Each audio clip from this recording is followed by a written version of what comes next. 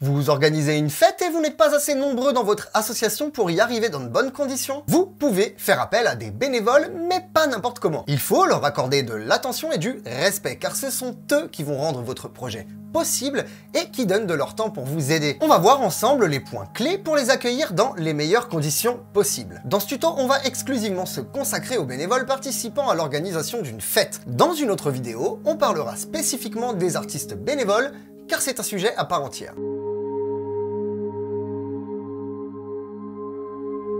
Être bénévole, c'est mettre ses compétences, son temps libre, son engagement au service d'une association, le tout sans rémunération. Il faut différencier le bénévole et l'adhérent d'une association. L'adhérent est membre de l'association, mais il n'est pas forcément actif, alors que le bénévole peut soutenir un projet de l'association sans en être adhérent. La plupart des assos demandent aux bénévoles d'adhérer, mais ce n'est pas une obligation.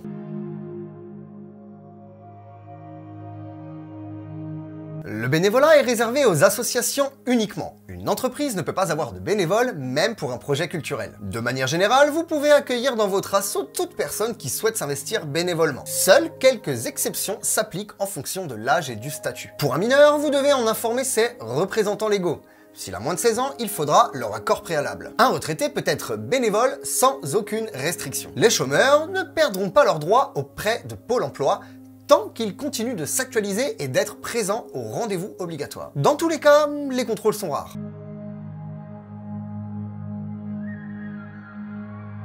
Les bénévoles soutiennent votre asso de leur plein gré. Il n'y a donc aucun lien de subordination juridique.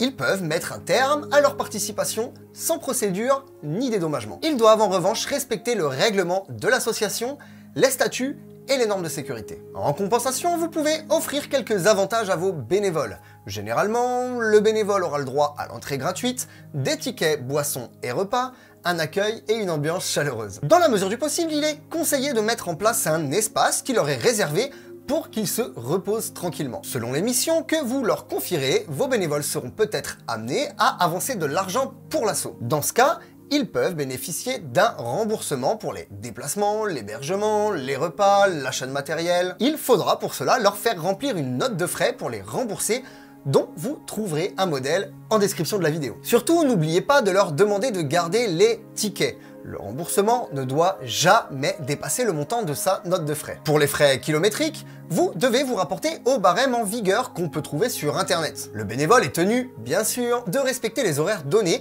mais aussi les valeurs de l'asso. Il ne doit pas non plus se trouver en état d'ébriété ou sous l'emprise de stupéfiants sur son temps de travail. Pour fixer ça, l'asso peut rédiger une convention de bénévolat à faire signer aux bénévoles pour sécuriser la relation entre les deux parties. Une convention de bénévolat n'est pas obligatoire, mais vivement conseillée. C'est un texte qui reprend les obligations que chacun s'engage à tenir, ce sont les règles du jeu. Elle reprend les horaires, les lieux, les conditions à respecter et tout ce qui vous paraîtra pertinent de leur communiquer. Il peut exister des spécificités pour certains postes. Il faudra par exemple une autorisation de conduite pour les chauffeurs des véhicules de l'asso, une copie des CACES pour les conducteurs d'engins ou encore les habilitations pour les électriciens. Vous trouverez un exemple de convention dans la description juste en dessous.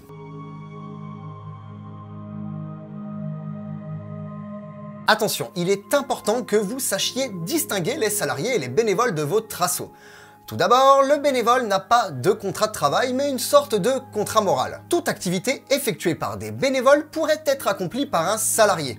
Mais les bénévoles n'ont pas les mêmes responsabilités et ne doivent pas remplacer l'embauche d'un salarié. Pour certaines missions spécialisées, il existe une forte présomption de salariat. Autrement dit, quelqu'un qui exerce une activité moyennant rémunération est automatiquement considéré comme salarié.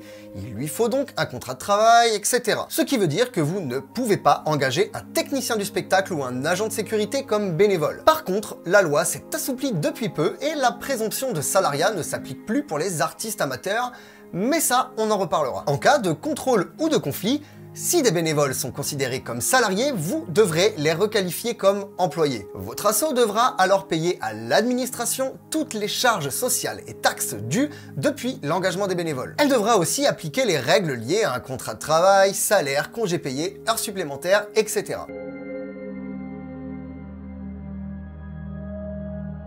Généralement, les bénévoles ne sont pas couverts par l'assurance de l'asso de base. Vous devez donc vous renseigner auprès de votre assureur et souscrire une option qui étende votre assurance aux bénévoles. Le bénévole victime d'un accident pendant son temps de travail peut se retourner contre votre association et vous demander des dommages et intérêts. Mais pour cela, il doit prouver une faute de votre part, un manque de sécurité par exemple. Pour les postes les plus exposés, mais c'est valable pour tous, on vous conseille de mettre en place un plan de sécurité individuel. C'est un document à faire signer à vos bénévoles leur indiquant l'ensemble des consignes de sécurité à respecter, port de chaussures de sécurité ou de casque pour ceux qui participent au montage de scène, sobriété pour les runners, etc. Pareil, vous pouvez trouver un exemple de PSI en lien dans la description et dans la petite fiche.